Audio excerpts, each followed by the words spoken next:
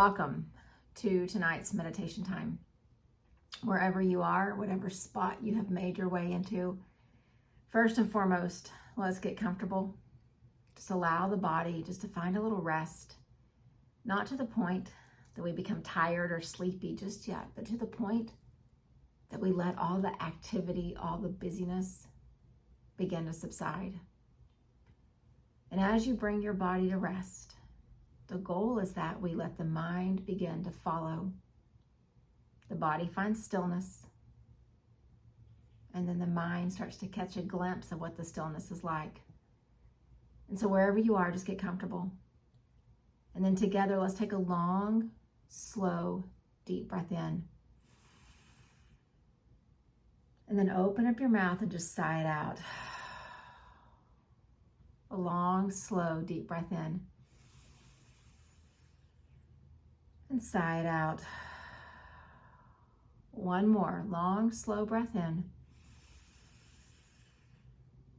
And sigh it out. And then return to a rate of breath that feels good. Just being intentional about how the inhale and the exhale are the same length, represent this idea of balance. So for our time that we have together today, we've been on this journey exploring these different concepts of what the yoga path gives us, these teachings, these reminders. And they are all coming from these Sanskrit words, but their meaning is just as relevant, just as meaningful as our lives are here in this 21st century. It's not about this ancient thing that we have to try to apply. It just fits. And tonight's idea is no different. There's a Sanskrit word that's called Aparigraha. And it's not so much about what the Sanskrit word says, but it's about what it means. So Aparigraha, when you break it down and you translate it, means not being attached. Not being attached.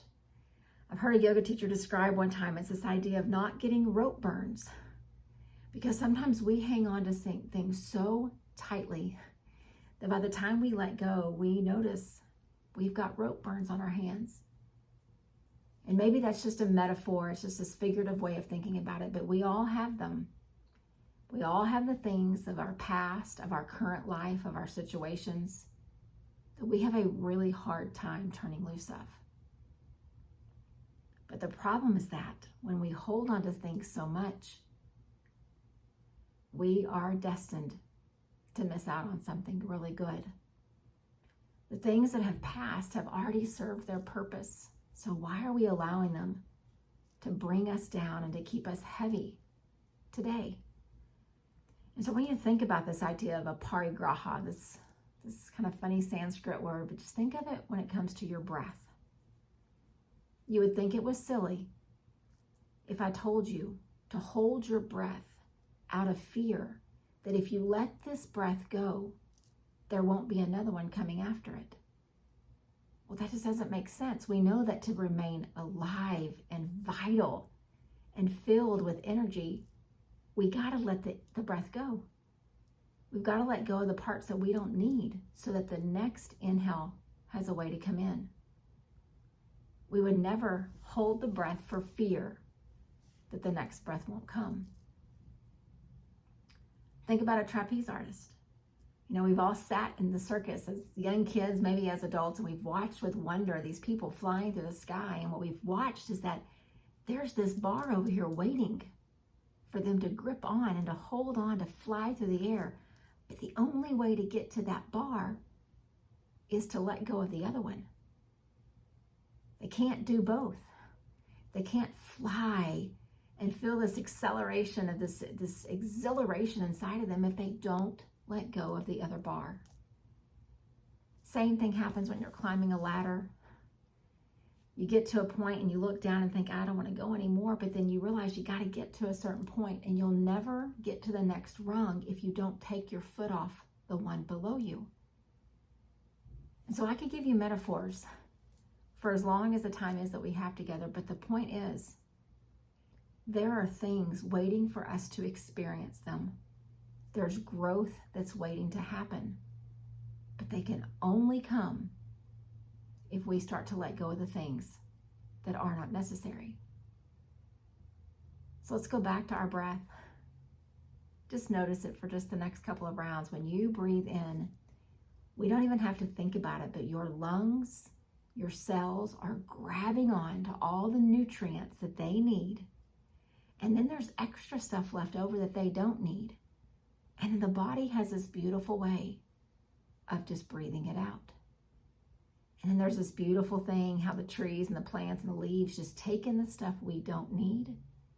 And the same thing happens within them. They hold on to all the nutrients that they need to grow, and they let the rest go. If we were to hold on to that breath, that carbon dioxide would become like poison in our body. And the same breath that was giving us life would then begin to rob us of it. Y'all, the things that we hold on to are just the same way. The negative mindsets, the thoughts about how we think we don't deserve happiness, the thoughts of how we punish ourselves for mistakes that we've made in the past, the way that we let other people continue to emotionally punish us for whatever. Maybe they're mindsets from childhood, from things that people said to you that you still remember and hurt by those things even today. But just like our breath, those things are like the carbon dioxide, and if you don't let go of them, they become like poison.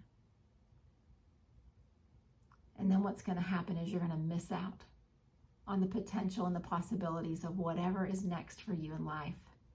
That trapeze bar that's over on the other side, the highest rung in the ladder to get you to this place that you need to be. Whatever metaphor will help you to see that if we don't turn loose, we will not grow. So let's just each just kind of sit where we are in our space or lie down wherever, however you found yourself. And as your eyes are closed and you're just gently kind of taking it all in, you ask yourself, and I'll ask myself, just one thing, one circumstance, one relationship, one belief, just one thing. What do I need to let go of? What has become toxic, almost poisonous in my life because of my grip that I'm holding on to it with? So just sit, see what comes to mind, not a list, just one thing.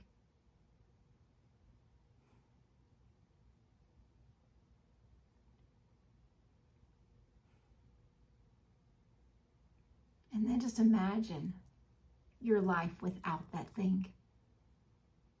Imagine the space you could open up in your heart if you let it go.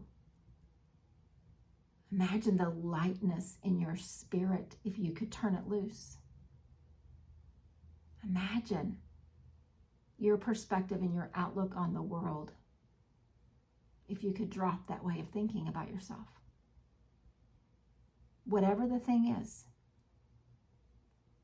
I promise you that as we trust, just like with the breath and the trapeze, if we trust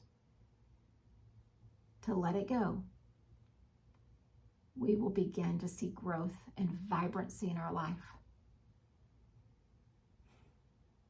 Those things are just waiting for us, but there's not enough space inside of us for all of it to exist.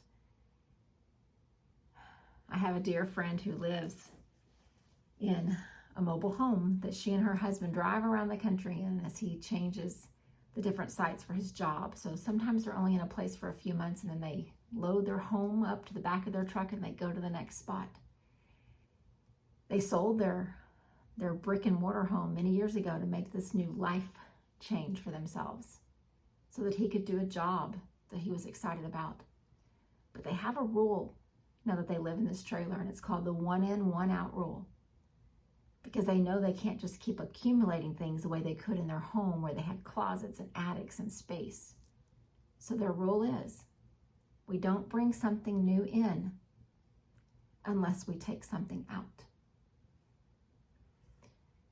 And so today here in our meditation practice, I would challenge you, and I challenge myself as well. What needs to go out so something new and fresh and vibrant and beautiful can come in? It's not going to be as simple as in this moment we're going to just forget about it and drop it.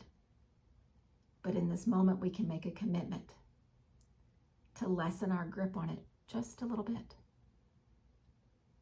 If it's a mindset of yours, that's going to be the hardest one to let go of because you take it everywhere. If it's the influence of another person, you'll see yourself separating from them a little more day by day.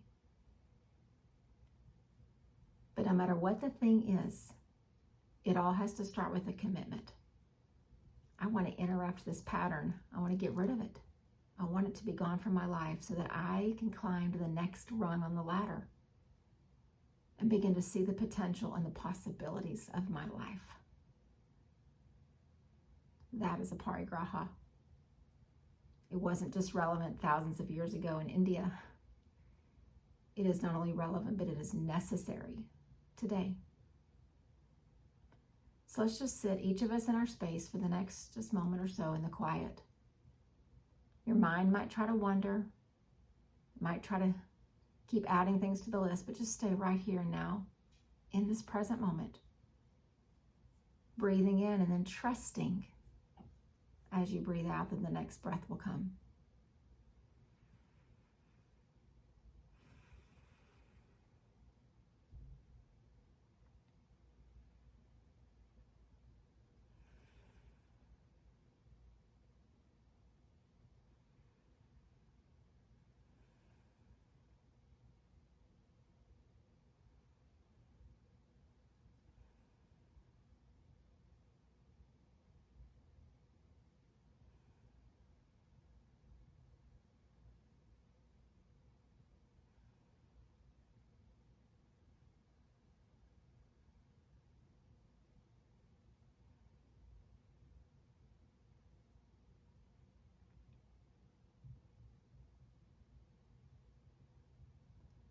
Breathing in, my body grabs onto all the nourishment that this breath offers. Breathing out, I let go of the parts that I do not need. Breathing in, I feel the expansion of the breath.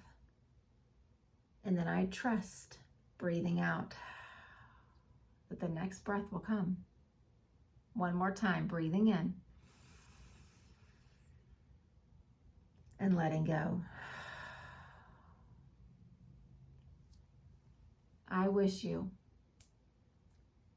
a moment of clarity, a moment of commitment, and a moment where you can begin to realize Aparigraha, this letting go, this non-attachment, is the first step to true liberation and freedom from the things that have been constricting us, maybe even harming us for far too long. Let's start fresh from this moment forward. Namaste.